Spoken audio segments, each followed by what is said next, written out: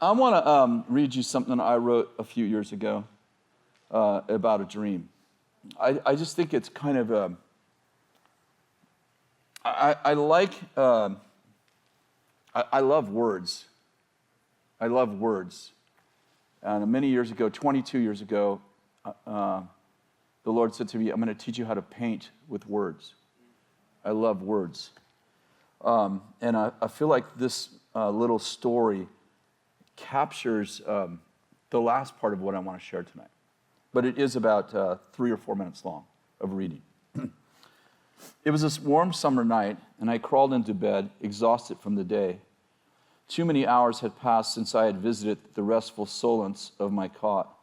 My head fell to my pillow and continued to plummet deeper and deeper. I tumbled, sleep engulfing my soul into a warm, living water flowing all around me, captured me, slowing my descent, and I finally came to rest in the arms of God.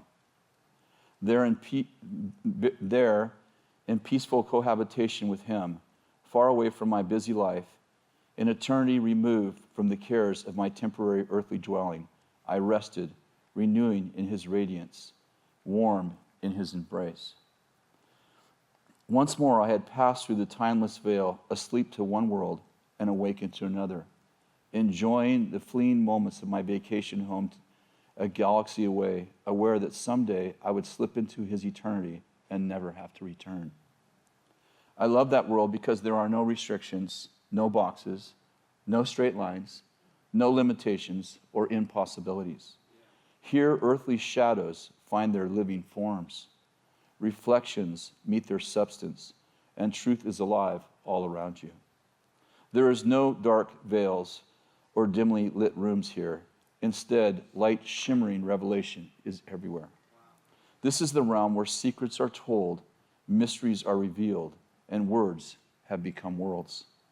Questions have answers, and His perspectives transform your reality. Like entering a time machine and being thrust thousands of years into the future, you experience a realm that has no natural counterpart. When you awaken, you discover finite dictionaries bankrupt, incapable of articulating the limitless glory of His infinite creation. God's secrets are safe with you, for there are no words yet formed that capture the essence of His existence. In this place, I had a dream. I saw written words beginning to flow in front of my eyes on something like a ticker tape running across a television screen. Words like holy, true, powerful, peaceful, and godly were moving from left to right across the screen. The words were flat and single dimensional, such as words that were typed on a piece of paper. Then suddenly a loud voice thundered from eternity, shouting, I'm releasing a new operating system. I am releasing a new operating system upon my church. This proclamation created its own picture, a kind of like living PowerPoint. The scene changed, and the words were now falling like rain all around me. But this time, the words were multidimensional, kind of like 3D, but more, well, they were alive. And the words were large. Some words were larger than others. And it was like you could see diverse aspects and perspectives of each word as you viewed it from different sides, sort of like looking at a car from the front, back, sides, and underneath. I stepped into the vision and began to breathe in the words as if they were oxygen. They were flowing in and out of me. They began flowing in and out of me, forming the very attributes of each individual word. For example, when I breathed in the word peace, I suddenly became a peaceful man. When I inhaled the word courage, it assimilated in my being and became cellular in my soul. The words were so alive with revelation. Everything I knew about each word seemed elementary, hardly capturing the full essence of the meaning and impact of the real truth. The revelation and implications of the words were not so much in their definition as in their experience. Let me try to describe it like this. I could define the word Corvette to you intellectually, but if I gave you a ride at 180 miles an hour in my Corvette, the word Corvette would suddenly take on a whole new meaning. These definitions are not wrong, but they seem almost irrelevant in light of an experience. In this dream, every word became a vehicle traveling at the speed of light illuminating celestial realities and casting shadows on my finite understanding. The Lord spoke again, and something like scales fell off my eyes as he leaned over and whispered in my ear, I'm about to unveil myself before my people and expose them to the depths of my glory that I have kept hidden, locked away in the vaults of heaven from eternity past. Now I will emerge in splendor and never before conceived. Now I will emerge in splendor never before conceived, pass through the boundaries of human reason, and be the crown of wisdom, gracing the brows of my beloved.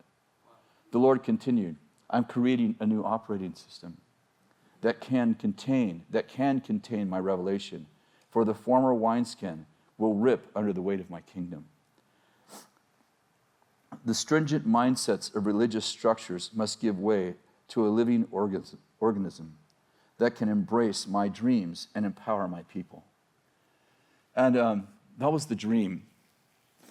And there's a few things I want to say about that dream. The first one is I began to understand the Word of God better. Because when I woke up from the dream, I was reading Hebrews chapter 4, for example, verse 12, and these verses started coming to my mind, like they were just flooding my mind. And it says, the Word of God is living and active, sharper than any two-edged sword. The Word of God is living and active. And then 1 Peter chapter 1, verse 23 says, you have been born again, not of the seed which is perishable, but imperishable. That is the living, enduring Word of God. Acts chapter 7, verse 38 says, this is the one in the congregation in the wilderness together, the angel who was speaking from Mount Sinai, who was with our fathers, and he received the living oracles to pass on to you.